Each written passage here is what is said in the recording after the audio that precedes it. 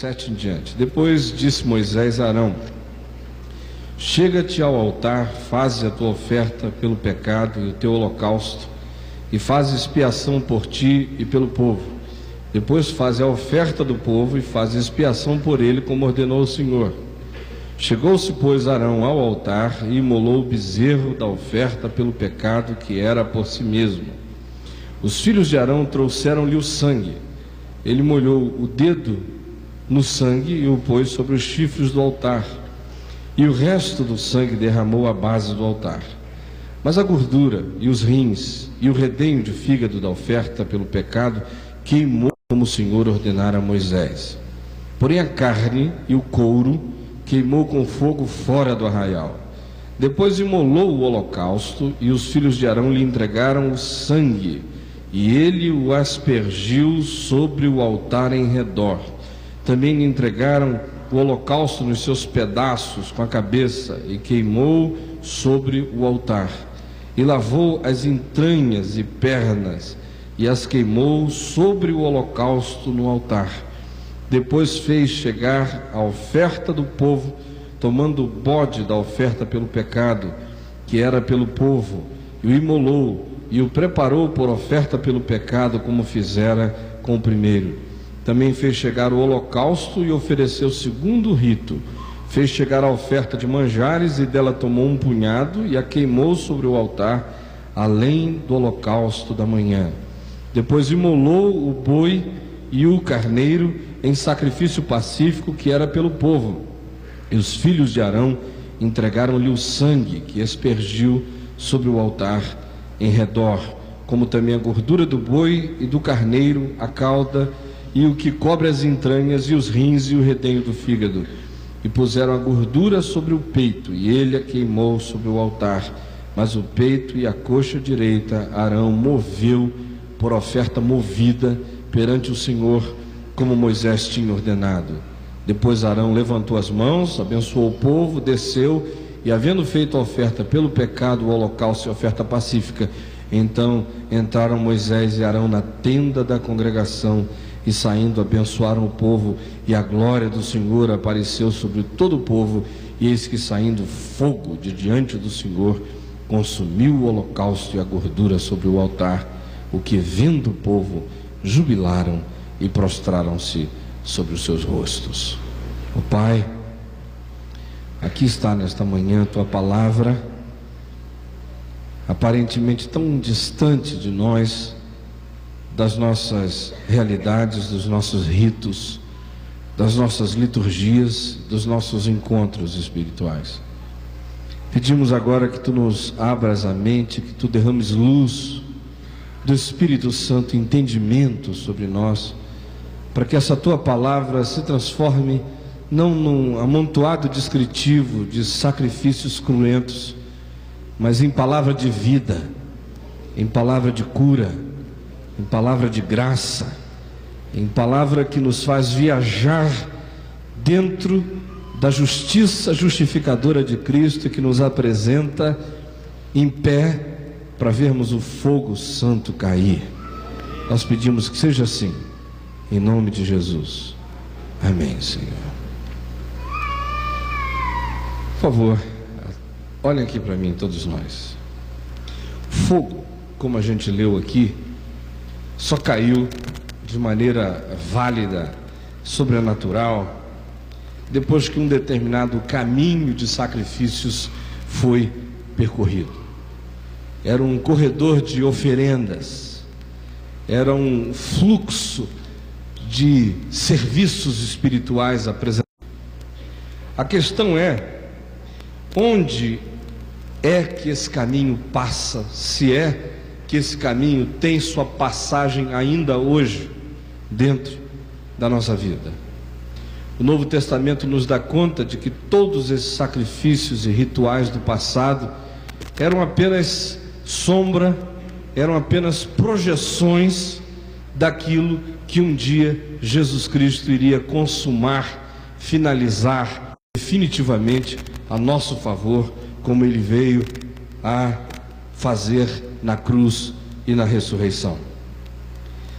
A questão, portanto, se Jesus é a consumação disso tudo, se nele todas essas coisas ganham sua convergência e sua realização final, é porque aqui nesse caminho simbólico que levam até a experiência do encontro com o fogo da validação da presença sobrenatural de Deus, tem sua própria perspectiva descritiva que nos ajuda a ir percebendo a penetração da graça de Deus em áreas e em recônditos diferentes da nossa experiência com Deus, porque de fato o escritor de Hebreus já dissera, e também Paulo anteriormente, que Deus não está preocupado nem com bois, nem com cordeiros, nem com cabras, nem com nada disso. A preocupação dele na escritura é revelar a graça dele a mim e a você, ser humano feito à imagem e semelhança dele.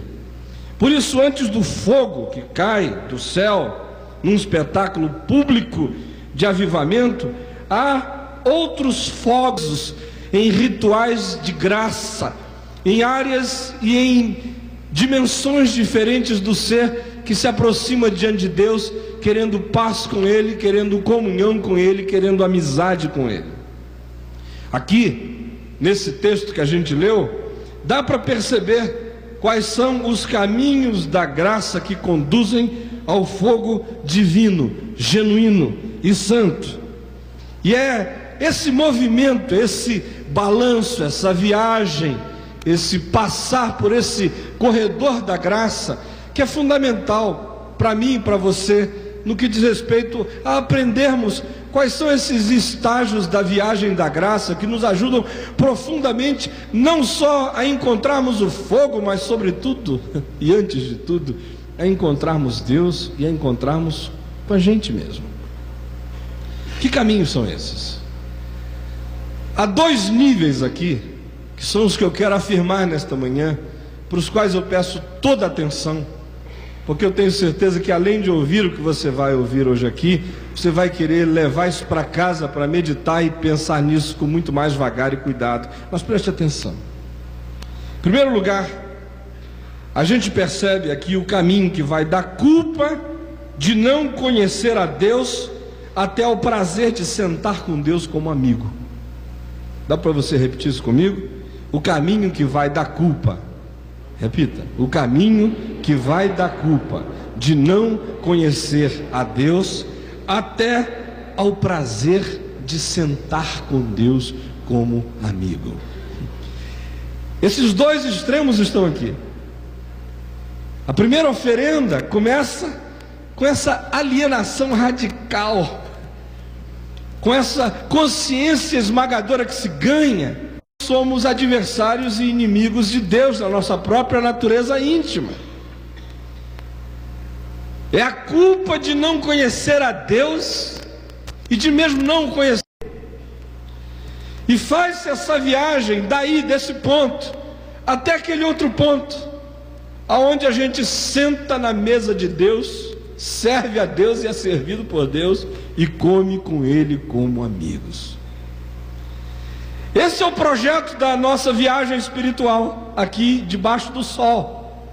A graça de Deus nos encontra nessa postura de adversidade e de inimizade em relação a Deus, e ela quer nos conduzir até esse encontro fraterno com o divino, aonde a gente o celebra, aonde a gente o beija e a gente é beijado por Ele, aonde a gente ouve a gargalhada de Deus e aonde a gente gargalha com Ele, aonde a alma não vê Deus como a papel santo do adversário que persegue a nossa existência, mas ao contrário, é aquele que nos acolhe, que nos inclui, que nos abraça, que nos aceita, como o pastor Josué cantou ainda há pouco, conhece a nossa alma e não nos despreza.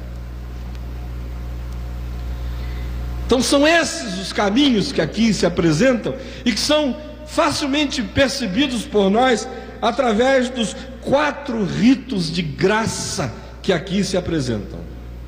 O primeiro rito de graça é o da oferta existencial. Aparece aí nos versos 2 e 3 do capítulo 9, chamado de oferta pelo pecado. não é oferta pelos pecados, é oferta pelo pecado. Tem a ver com essa coisa existencial, com a tortuosidade básica, com as distorções íntimas e fundamentais do ser. É uma coisa anterior ao comportamento, à ação, é muito anterior à moral e à ética. Tem a ver com aquilo que eu sou, muito antes de ter a ver com aquilo que eu faço. Tem a ver com a minha condição humana, ambígua, quebrada, rachada, arrebentada em mim mesmo. É, portanto, uma percepção que não tem absolutamente nada a ver com comportamento moral, porque aqui nesse ponto o comportamento moral é irrisório, irrelevante, ridículo e estúpido, seja ele qual for. Do filântropo à prostituta, nós estamos falando de uma coisa na qual todos nós estamos incluídos, que é na nossa perversão básica, porque todos pecaram e todos carecem da glória de Deus. Então vejam como é que essa oferta pelo pecado se manifesta. E é fácil perceber a basicalidade, eu diria, desse pecado, e como ele nos define em essência pelos animais que nele são oferecidos como oferta, a saber, o bezerro e o bode. Vocês vão observar depois que alguns sacrifícios encontram nas suas oferendas animais afins, harmônicos, são seres de uma espécie contínua, mostrando uma determinada homogeneidade naquela oferenda. Essa aqui é díspare, é o bezerro e o bode. E aqui a gente percebe essa declaração divina sobre a ambiguidade básica do meu ser, do seu ser. Esses dois animais aparecem, mas são diferentes. O bezerro nos lembra do lado forte e ao mesmo tempo inocente da alma humana, seja ela qual for. E o bode nos fala de nossas sombras, de nossa rebeldia, de nossa atitude turrona interior e da nossa obscuridade. É por isso que às vezes a gente vê determinados monstros sendo julgados pela mídia ou na sociedade. Você senta em casa, na televisão ou lendo o jornal e você diz: isso é um cretino, tem mais é que ser esfolado. Porque a mídia... Aí um dia, sem querer, você encontra o bode. Você descobre que uma prima tua é prima de terceiro grau do bode. Aí você percebe que um tio teu é casado com uma concunhada do bode. O fato é que você e o bode se encontram. Começa a conversar com o bode, você começa a ver, puxa, ele tem cavanhaque de bode, ele tem cara de bode, ele cheira como bode, mas tem alguma coisa de outra natureza nele. Você começa a perceber que dentro do bode tem um bezerro, tem inocência de vez em quando, você percebe humanidade, você percebe forças noutra direção. E aí a surpresa é ver que para sua prima de terceiro grau, que é parenta dele e que o conhece desde pequenininho, que brincou de casinha com o bode, de médico com o bode, jogou bolinha com o bode, fez tudo com o bode para ela não é bode, o bode é bezerro. Todo dia eu me deparo com essas situações sobre a natureza humana. Isso tem a ver com essa ambiguidade tremenda. É por isso que às vezes casais se separam, a mulher fica odiando o marido e os filhos não.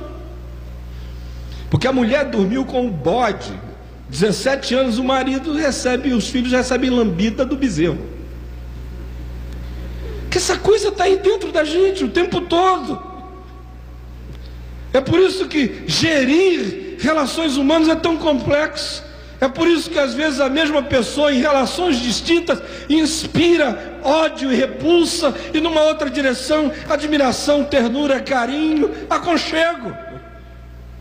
Porque essas duas naturezas, esses dois bichos, moram dentro de mim, me chupando, me puxando, me empurrando em direções distintas. Isso tem a ver com esse pecado básico que me rachou, que me dividiu, que me lascou, que me esquizofrenizou e que está aí na base do meu ser.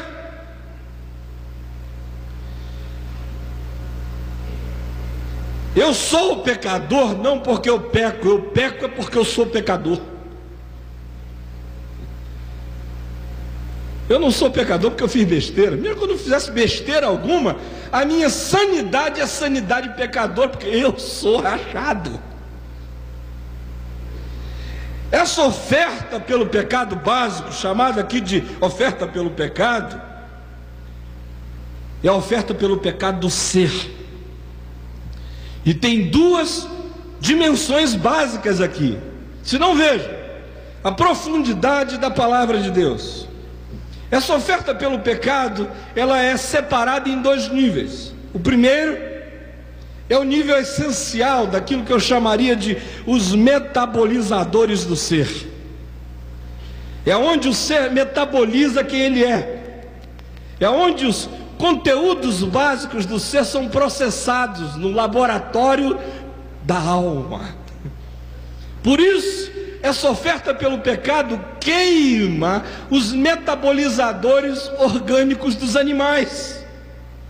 Senão vocês vejam o que é que se queima nessa oferta pelo pecado. Queima-se a gordura, que é elemento metabolizado. Queimam-se os rins, que é órgão de metabolização.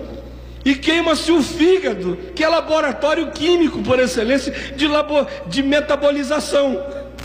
Em outras palavras, o que a Escritura está nos dizendo de uma maneira profundamente sutil é que o juízo de Deus que cai sobre o ser, cai sobre mim, sobre você, cai nas fontes da nossa própria perversão, que tem a ver com a nossa essência básica. Todos esses elementos, gordura, rim e fígado, abra qualquer livro de antropologia judaica, você vai ver que eles estão associados às fontes do interior. Assim como no Novo Testamento é o coração que ganha essa centralidade na interioridade humana, porque o coração era órgão, era fonte de interioridade, conforme a percepção da cultura grega. No Velho Testamento, para o mundo hebraico, são os rins, fígado, esses são os metabolizadores da alma. E não é à toa que o juízo de Deus toque justamente aí, nessas essências da gente. E é só depois que essas coisas essenciais são apontadas, são queimadas, são visitadas pelo juízo divino, é que se passa para um outro nível da percepção do pecado básico, que são os exteriorizadores do ser.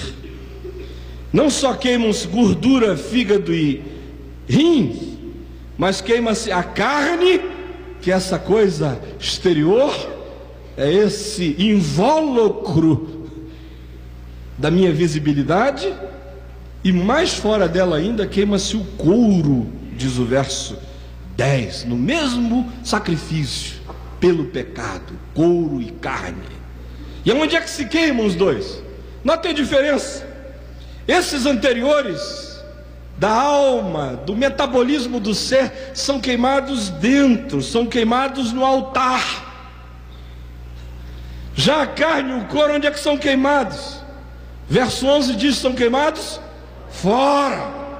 Essa coisa do lado de fora, visível, histórica, perceptível. Aqui se mostra, de fato, que eu não sou pecador porque peco, eu peco é porque eu sou pecador, é porque existe um in, que existe um out, é porque existe uma coisa dentro que ela se expressa fora, é porque existem essas perversões da intimidade que elas se transformam em comportamento. Aí sim surge a moral, surge a ética, surge aquelas coisas que às vezes são boas e às vezes são tortas, mas mesmo as melhores ações de um santo ainda são pervadidas por pecado.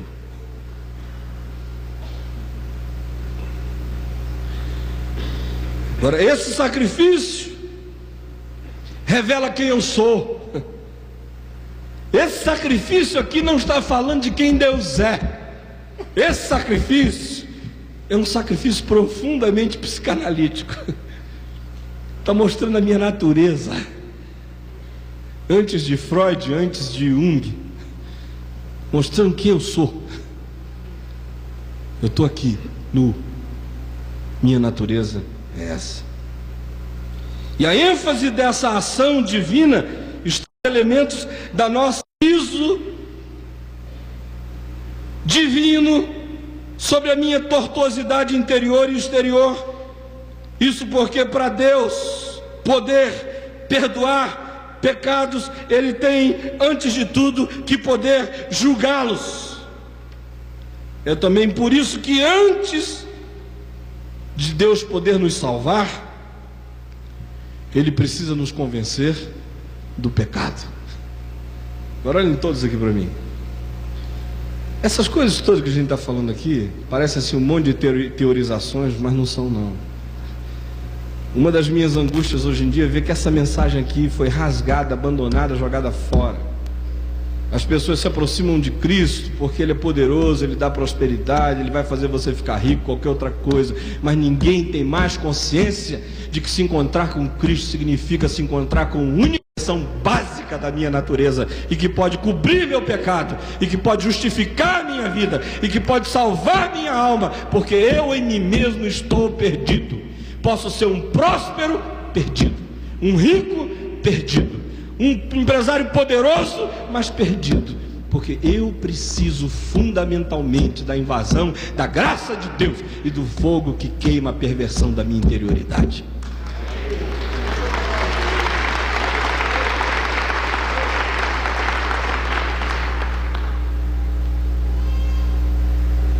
Segunda oferta que aparece nessa segunda estação da viagem da graça na direção do fogo é a oferta legal. Vocês viram que a primeira nós chamamos de oferta existencial, é anterior à moral e à ética. Essa outra aqui é a oferta legal, é a oferta feita perante testemunhas, é a oferta no tribunal do universo, na corte do cosmos. São os movimentos legais da divindade, afirmando as razões de Deus para perdoar pecado, para perdoar pecadores. E aí nós somos introduzidos à ideia do holocausto, que aparece aqui como o pacto da graça. É o convênio de Deus, não são bodes em si mesmos, mas é o convênio da misericórdia divina, da graça divina, da fidelidade de Deus, se movendo na direção deles, o papel das injustificáveis. E aí aparece o sacrifício de animais afins. É o cordeiro sem defeito, o bezerro e o carneiro sem defeito. E para mim é extremamente significativo que são 3 os animais trazidos para essa corte. Parece que é uma tentativa divina de simbolizar o empenho total desse Deus trino em justificar de modo completo a todos nós. Aqui não há ambiguidade, porque esse sacrifício não está falando de quem eu sou, esse sacrifício está falando de quem Deus é. O outro falava da minha natureza, esse aqui fala da natureza divina. A minha natureza tem que ser queimada, a de Deus derrama sangue como propiciação pelos pecados. As ofertas são, portanto, absolutamente uniformes e sem defeito, e nesse ponto se declara a dimensão legal e final da aliança de Deus com os homens. Aqui Deus dá satisfação ao universo sobre as razões definitivas que Ele tem para ser o perdoador de pecadores, e a razão divina se calça no sangue do Cordeiro sem defeito e sem mácula. Essa descrição nessa viagem da graça, quando ela toma dimensões históricas, ela para há 2000 anos atrás e a cruz se ergue. Por isso, a ênfase recai no sangue. Aqui eu sei quem Deus é. Ele é Deus da aliança dadivosa, do pacto irreversível. Esse Deus que vem e se oferece em sacrifício pela ambiguidade do ser humano. Em terceiro lugar, prosseguindo nessa caminhada, a gente chega à oferta pelo sossego da alma, que é uma outra coisa completamente diferente. Saber quem eu sou me dá um profundo desassossego, como diz o escritor de Hebreus, uma percepção de fogo e de expectação de juízo, quando eu percebo quem eu sou. E não tem nada pior do que você perceber quem você é longe da graça de Deus. Porque quando você fica cara a cara com você e você está longe da graça de Deus, você mergulha num processo de adoecimento interior. Suas neuroses e psicoses e divisões e conflitividades vão crescendo porque você se viu e você se desprezou. Você quer fugir de você, isso parte de você, estilhaça você. Outra coisa é eu saber quem eu sou e saber quem Deus é. E Ele é fiel, e mesmo quando eu sou infiel, Ele permanece fiel, porque Ele não pode negar-se a si mesmo.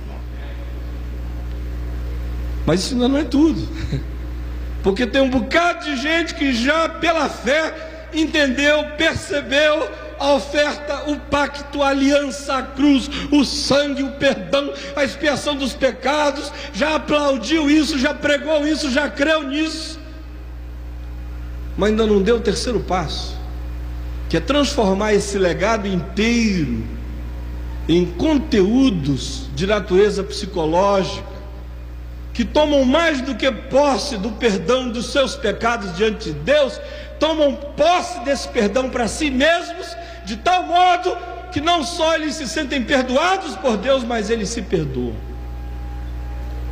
e eles se acalmam. Eles não fogem mais de si mesmos. Ao invés de correr da sua sombra, eles abraçam a sua própria sombra e ficam cara a cara com ela.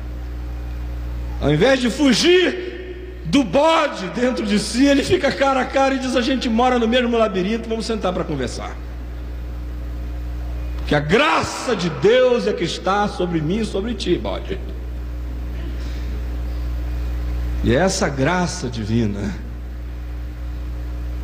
que vai fazer a gente aprender a sentar em paz dentro de nós mesmos.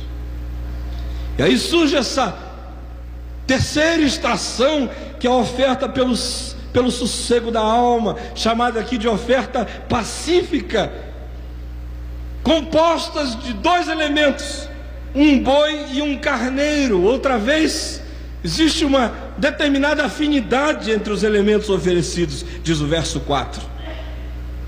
A ênfase aqui não está no fogo, a ênfase está no sangue, no imolar, no dizer está pago, sossega que alguém já pagou, fogo está fora disso, é paz, o cheque está assinado, a garantia está dada, senta tranquilo. É a paz subjetiva, e que decorre da fé no pacto da graça, e que transforma essa compreensão em conteúdos de natureza psicológica que botam a alma para sossegar. Nesse ponto aqui, o ser humano já assumiu o juízo que ele merece, já sabe quem ele é e sabe que o juízo é o que ele merecia. porque o juízo precisa vir sobre a sua ambiguidade. Se viesse, estaria bem-vindo. Já deu um segundo passo que fica, e agora ele está dando um terceiro passo. Ele está assumindo a paz que vem dessa justificação. Isso é uma sequência de Romanos 4 e 5. Romanos 5 começou aqui agora. O 4 acabou de falar desse sangue derramado, erguida. E aí inicia: justificados, pois, mediante a fé, temos paz com Deus por meio de nosso Senhor Jesus Cristo. Aleluia. Sentei tranquilo. Se eu não dormir à noite é só porque eu estou sem sono, mas não é mais porque eu estou perturbado. Se eu ficar tenso agora é só porque o dia está cheio, mas não é mais porque eu estou desesperado. Paz. E aqui é a paz não do perfeito, porque o bode e o bezerro continuam de vez em quando se trombando dentro dele, mas é a paz do perdoado, que se sabe acolhido e aceito pela graça de Deus. E aqui nesse ponto também a alma inicia seu processo de cura, de reconciliação emocional com Deus, consigo mesmo e com a vida. É só aqui, gente, prestem atenção, é só aqui, é só aqui, é só aqui que pode haver genuína cura interior. Sem isso aqui não existe cura anterior. Existe passe evangélico. Existe condicionamento para alguém para dormir num banco. Existe qualquer coisa, mas não existe cura interior. É só quando a paz da graça nos embala, nos nina, nos aconchega e faz cafuné na gente, é que a alma pode começar a ser curada. Às vezes eu encontro pessoas que dizem assim: pastor, o senhor faz cura interior? Eu digo: que nada, meu Deus, eu faço cura interior. O senhor não faz cura interior? Eu lá na minha igreja faço cura, dá um passe assim, pau, o indivíduo cai, dorme, acorda. Eu digo: e acorda como? Reconciliado, tranquilo, harmonizado. Umas 2 horas. Eu conheço um monte de produto químico que dá onda mais longa, umas 12, 24. Agora, cura interior não é um passe de mágica, é uma viagem da graça e do Espírito para dentro da gente. Sei quem eu sou, sei quem Ele é, sei o que Ele fez por mim, e o que Ele fez por mim é meu. E aí eu sento comigo, sento com meu pai que mora em mim, com meu avô que mora em mim, com a minha tia que mora em mim, com a minha mãe que mora em mim, com os meus irmãos que moram em mim, comigo que mora em mim e não me conheço. Sento e digo: olha, agora é o reino da graça aqui. A gente começa a encontrar sossego para a alma.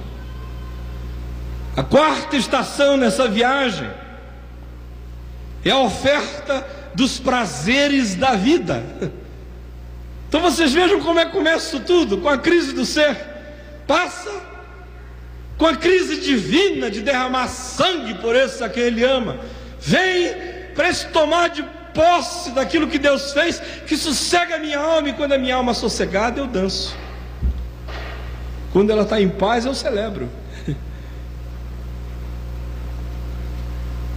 E aí começa a festa.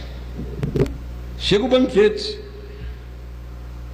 que aqui é chamado de oferta de manjares. E aí a mesa está posta, e eu trago o produto das minhas mãos para Deus: a minha farinha, meu arroz, meu feijão, meu vinho, meu bolo, minha canjica.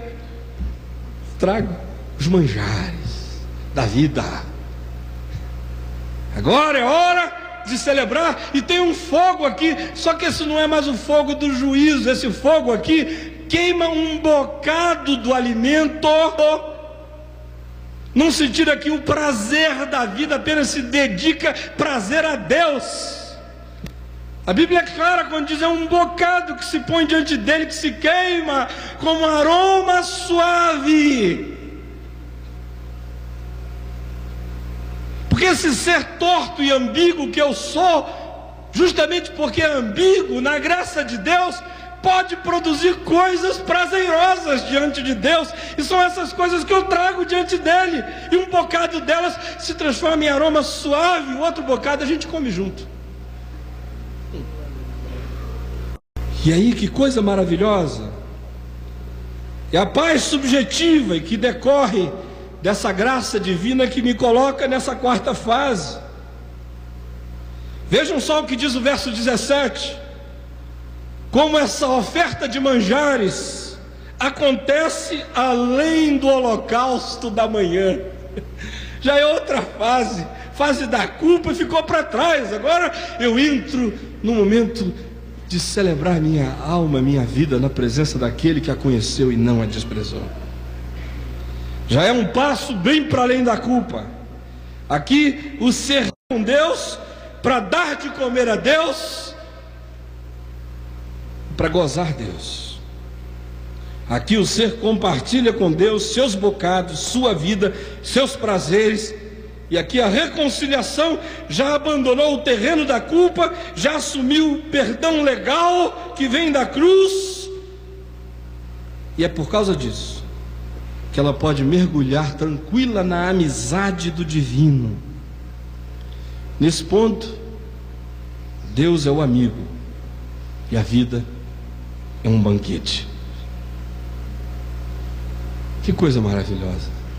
Será que só eu que acho isso maravilhoso? Você não acha, não? Eu acho isso maravilhoso. Com vontade de beijar a boca de Deus. Deus, você é maravilhoso. Esse Deus da minha alma, da minha vida, que conhece o bode e o bezerro que eu sou, que derrama o sangue do Cordeiro por mim, que pacifica a minha alma, que aceita o meu bocado e que senta na mesa comigo. Louvado seja o teu nome, pela paz que vem da cruz. E aí a gente chega num outro momento, que não é uma das estações da graça, é uma desembocadura disso tudo.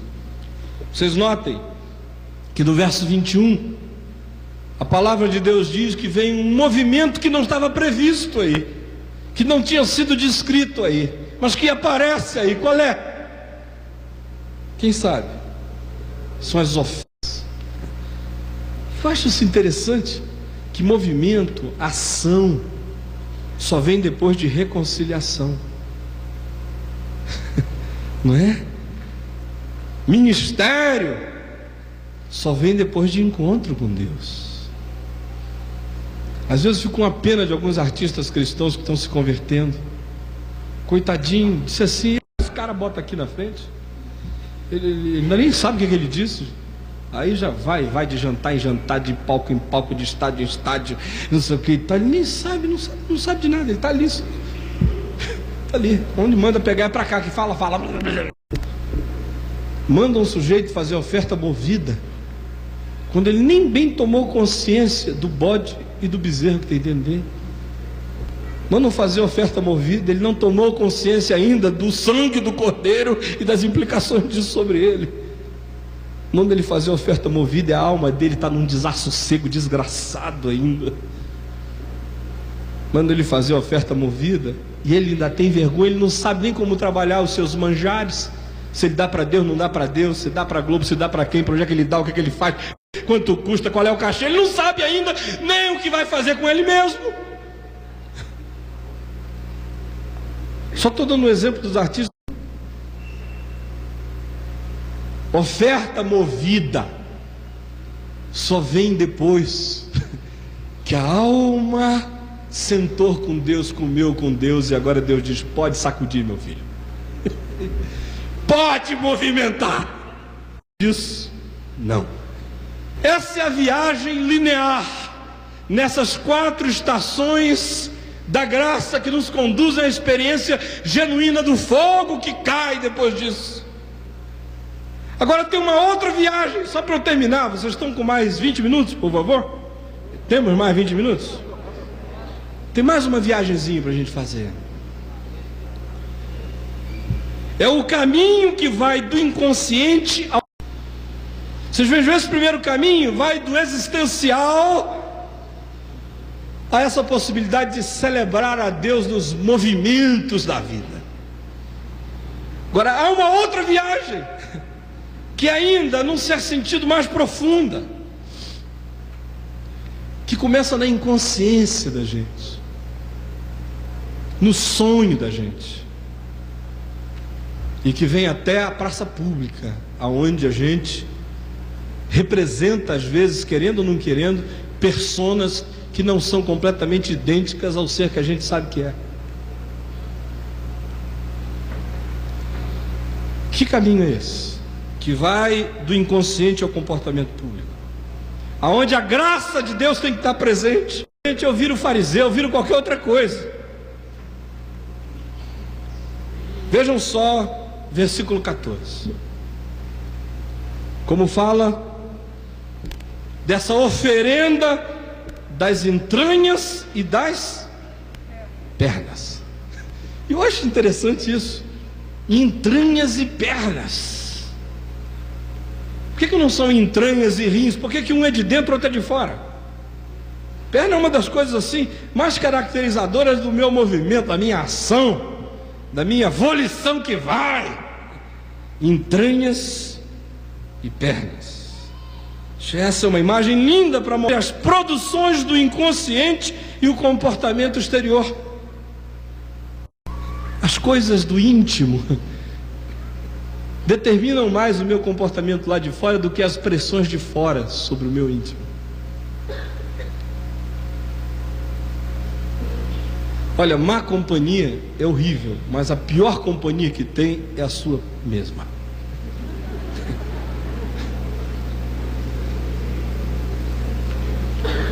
De vez em quando eu encontro um bocado de gente que me diz o seguinte: puxa, eu estou orando muito a Deus para Deus não deixar você cair. Tem alguma luta especial com o diabo? Eu digo, não, o diabo está razoavelmente sossegado. E os teus inimigos lá de fora, isso é tudo besteira. Então qual é a oração que quer que faça? Eu digo, pede para Deus cuidar de mim, porque eu é que sou o pior inimigo que eu tenho. Sou eu. Sou pior do que o diabo, sou eu. Porque eu gosto do bezerro e eu gosto do bode. Estão aqui dentro de mim. De vez em quando eu vejo, eu estou alisando o bode. O bodinho, penteando o bode. Está aqui dentro de mim. Nasceu em mim.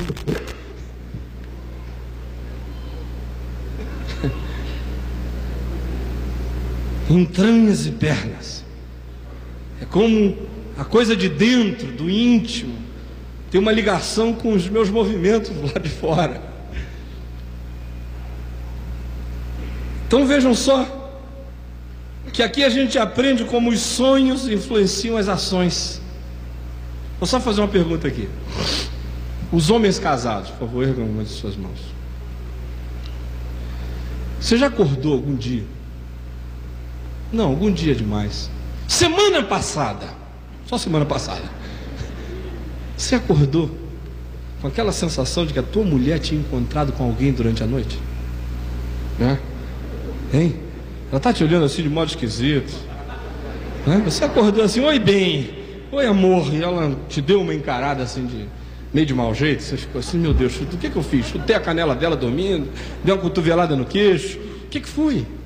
Mordi a orelha pensando que estava chupando meu dedo. O que foi que eu fiz? Aconteceu contigo ultimamente isso? Não precisa levantar a mão. Eu sei, amado, o que aconteceu. E às vezes a tua mulher sonhou, sabe com o quê? Ela te viu num bar com a vizinha no sonho.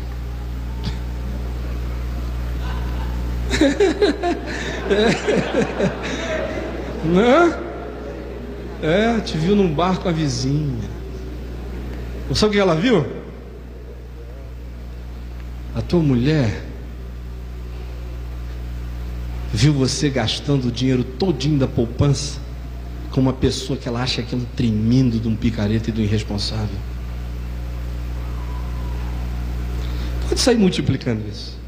E pode mudar agora, fazer um switch. Você acorda e o marido está olhando para você assim com aquela cara de juiz de direito, na véspera de um veredito para mandar ou não mandar para a cadeira elétrica. Às vezes tem a ver com sonhos da noite. Tem nada objetivo. Puxa, quantas e quantas vezes nesses 22, 23 anos de casado eu vi a minha mulher amanhecer de um determinado jeito, eu não sabia o que era. Pô, tá bem mesmo? Uma coisa que eu possa fazer? Não. Os meninos fizeram algum trabalho? Estão ótimos, os meninos estão ótimos. E eu fiz alguma coisa? Não, você não fez nada não. Foi o eu que mora nos sonhos, nas entranhas dela que fez. Enquanto eu não percebo isso e ela não percebe isso, ela corre o risco de me odiar nos sonhos dela e corre o risco de me fazer desprezá-la na realidade, porque eu não estou sabendo que ela está brigando comigo dentro dela. E aí as entranhas, as produções da entranha movem as pernas, e o sonho determina o comportamento, e a gente nem sabe por quê. Todo dia isso acontece. Eu já me peguei várias vezes encontrando com pessoas que não me fizeram nada, e o meu primeiro impulso foi um impulso assim de repulsa. Por quê? O que eu estou sentindo? Depois eu vou fazer uma viagem para dentro, meu Deus, eu sonhei que esse cara estava me dando uma punhalada, deve ter sido isso.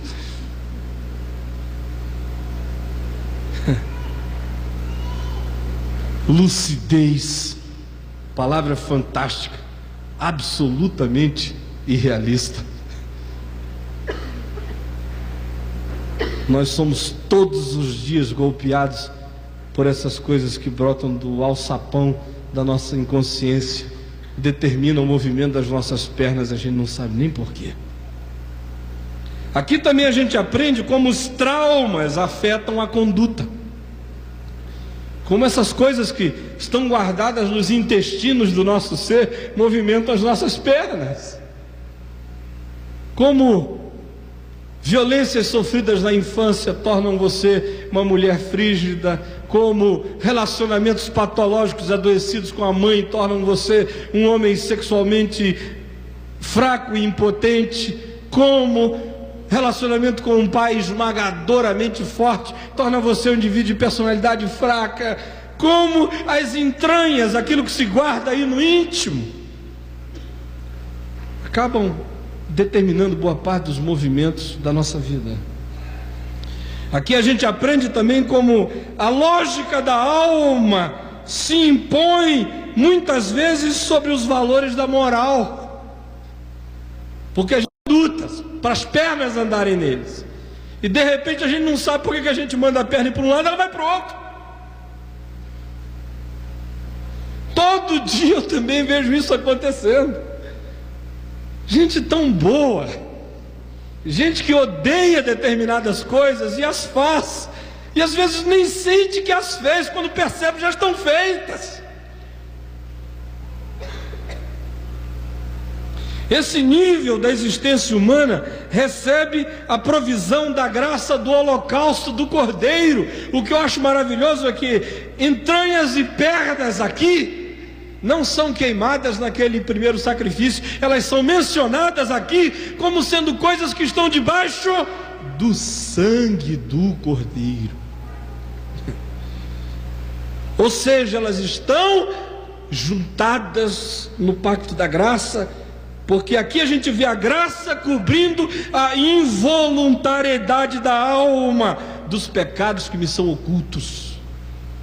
Se não fosse assim, todo sonho que você tivesse com a mulher do próximo significava um pecado teu diante de Deus. E é. Mas o sangue cobre a involuntariedade dessas produções da alma que vêm das entranhas, e Deus faz propiciação por esses pecados, e o nível do tratamento é íntimo, é no altar, não é em praça pública. Segunda dimensão aí, o segundo movimento, esse primeiro é do inconsciente para a vida pública. O segundo movimento é da multiplicidade dos sentidos até ao intelecto. A multiplicidade dos sentidos até o intelecto. Hoje de manhã eu tomei café com um amazonense que está aqui com a gente no congresso. Eu conheci lá no hotel onde eu estou. E aí depois do café nós íamos andando. Ele disse: mas o senhor falou essa coisa de olfatividade? Isso deve ser coisa de índio mesmo, de amazonense, porque eu tenho um nariz insuportável, sinto cheiro de tudo. Ele disse: minha visão, entretanto, não é boa. Eu fiquei pensando nessa coisa da multiplicidade dos nossos sentidos, não só esses sentidos da sensorialidade clássica, mas aqueles outros sentidos que não estão contados entre as muitas coisas que a gente sente. E aqui, a palavra de Deus fala da multiplicidade dessas percepções, às vezes profundamente desencontradas, e a desconexão delas, o que torna a gente pessoas monstruosas às vezes. Veja o verso 13, como fala disso: como os pedaços foram trazidos, separados da cabeça. Não é isso que está dito aí? Os pedaços todos vieram, mas é um corpo desconjuntado e a cabeça está fora, está do lado. É a multiplicidade em desconexão com o intelecto. E aqui fala-se da incapacidade humana de ser integral. Eu tenho uma incapacidade radical para ser integral. E como frequentemente as nossas partes estão separadas do nosso intelecto, essa é mais uma manifestação do pecado em nós, tirando nossa unidade essencial e nos dividindo, nem sempre sob o comando da nossa cabeça. A tal ponto que Paulo diz: o bem que eu não quero fazer, que eu quero fazer, eu não faço. O mal que eu não quero fazer, eu faço. Observo duas leis, uma agindo no meu corpo, outra na minha mente. Pedaços de um lado e cabeça do outro. E se a graça do Senhor Jesus não estiver sobre isso tudo, eu vou para o sanatório. E aqui a gente vê o esquartejamento do nosso ser sendo justificado pela graça divina também na oferta do holocausto, ou seja, na oferta da cruz. É o sangue que nos justifica de tamanha multiplicidade. E o tratamento disso é no altar, é nesse lugar da nossa solidão com a graça de Deus e com a cruz do Senhor Jesus Cristo. O terceiro e último movimento, amém, amados irmãos, é da culpa individual até a culpa coletiva. Vejam esses movimentos, do inconsciente para o público, da multiplicidade para o intelecto, da individualidade para a coletividade, a culpa do indivíduo, a culpa da comunidade. Prestem atenção. Verso 7. Vai, faze oferta por ti e pelo povo. Uma é a minha culpa, outra a culpa de todos nós, sendo que a minha culpa alimenta a tua, a do próximo. A culpa de todos nós juntos alimenta a minha como indivíduo, e a minha contribui para a culpa de todos. Nós somos o resultado de decisões pessoais, mas também nós somos o resultado de legados coletivos. Eu estou presentemente escrevendo um livro, que é o primeiro livro que eu vou escrever em 5 anos. Ontem vocês trouxeram 2 livros para assinar que eu não escrevi. Nos últimos 5 anos eu não escrevi livro nenhum, exceto um pequenininho chamado Tá Doendo, porque eu não tenho tido tempo para escrever. Eu tenho tido muito tempo para falar, falo a beça. E aí o pessoal grava, transcreve e publica. Ontem, por exemplo, aquele livro Árvore das Maldições, eu fui apresentado a ele aqui. Isso aqui é o seu livro, pastor. Ah, que bom. E tal, e o livro. Eu falei, fui embora. Quando eu voltei tinha um livro. Aleluia, Deus abençoe o livro. Mas agora eu estou escrevendo um, que eu estou escrevendo mesmo, para uma editora secular, editora Record. É um livro que vai ser lançado no próximo dia 15 de março do ano que vem, chamado Confissões de um Pastor. E é um livro interessante. Ele vai ter umas 500 páginas, eu já escrevi 200. Vai ser um livro grosso. E esse livro eu vou fazer questão de lançar. Ninguém vai me chamar para lançar esse livro. Eu vou chamar você para vir comprá-lo. Para mim está sendo uma experiência psicoterapêutica fantástica escrever esse livro.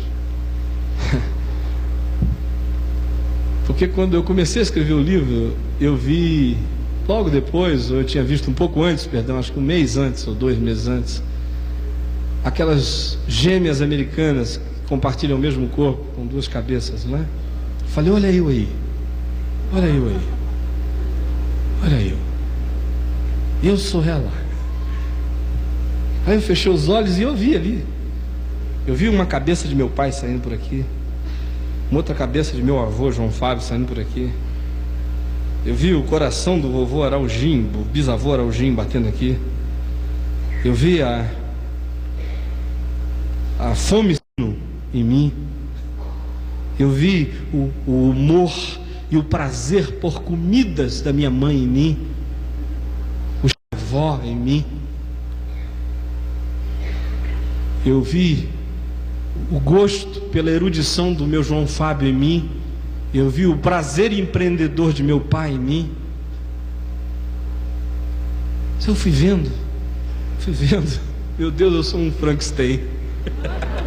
Fui pegando parte de um, parte do outro. Bota aqui, enfia no menino, placa, pá, saiu.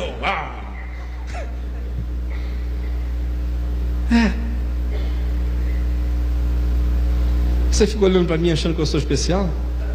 Você é o mesmo bicho. Mesmo bicho. Bichos em quem a alma é apenas um elemento latente. Eles têm alma, mas eles não fazem a menor questão de usá-la para viajar para dentro.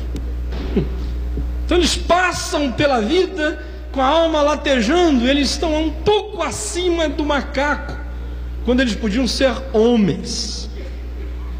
Mas eles não usam os elementos da interioridade deles para saberem quem eles são. Por isso, eles se satisfazem com a semi-animalidade. E é só isso. Escrever esse livro, eu comecei em 1820 com o meu bisavô Araujim. Ele falou, não me dá comida, não me atrapalhe, não me chateie, que eu vou morrer em paz. 1 mês depois morreu. Sossegado, tchau. Eu dormi.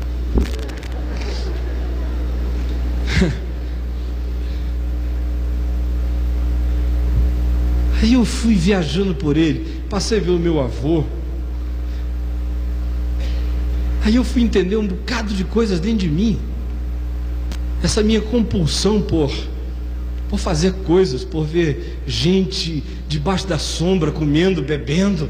Um negócio que me anima, me perturba a vida inteira. Eu fui pegar recortes de jornais, ler cartas, pesquisar, conversar com pessoas, colher informações e descobrir que o homem não fez outra coisa a vida inteira a não ser isso, e não satisfeito, acabou comprando um hospital para morar nele, com os 13 filhos, os 13 de criação. Quando não tinha ninguém em casa, havia 40 pessoas, a média eram 100 e nos dias de pico 150 doentes. Ele tratava de todo mundo ali. Meu Deus, eu estou perdido, a memória desse cara lateja dentro de mim. Tá aí, viaja no teu sangue.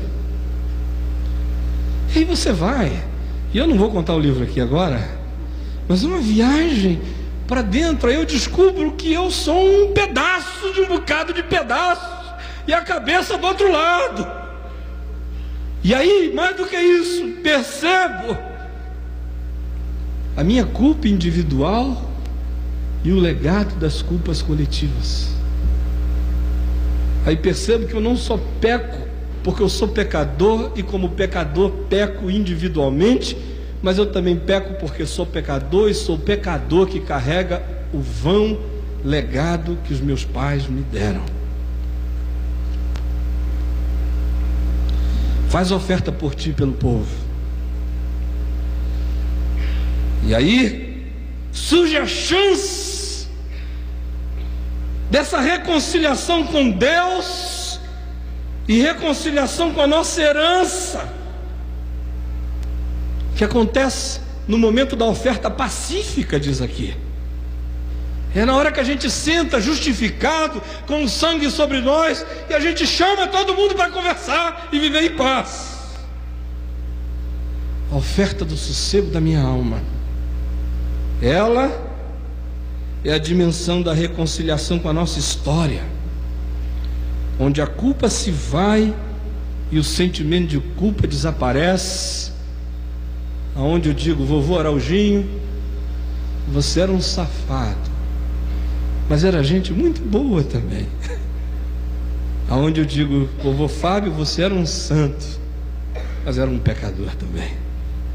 E onde eu digo: papai, você é incrível, mas é monstruosamente incrível. E você vai se reconciliando com eles, e você vai se reconciliando com você mesmo. E a sua vida vai perdendo a amargura. Aí você celebra as grandes contribuições que fizeram você ser quem você é, e você agradece a Deus pelo grande perdão que justifica você de ser quem você não devia ser. Aí você se abraça com Deus, se abraça com você, se abraça com os mortos, me entendam, no sentido psicológico da expressão, e se abraça com os vivos. Conclusão disso tudo é que quando nós fazemos esse caminho da graça, ele nos leva naturalmente até a presença do fogo, até a bênção que vem de Deus, a glória de Deus e o fogo de Deus. E quando a gente discerne essas coisas, a gente aprende, em resumo, 3 coisas básicas para levar para casa.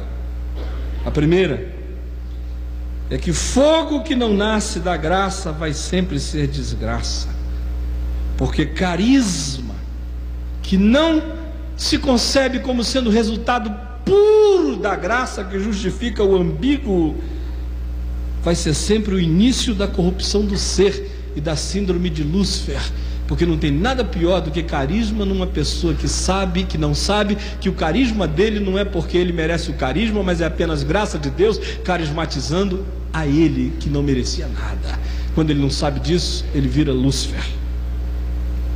Segundo, fogo que não vem como resultado de um processo de cura na graça faz sempre produzir tirania, porque não existe nada pior do que você dar a alguém o poder de fazer descer fogo do céu.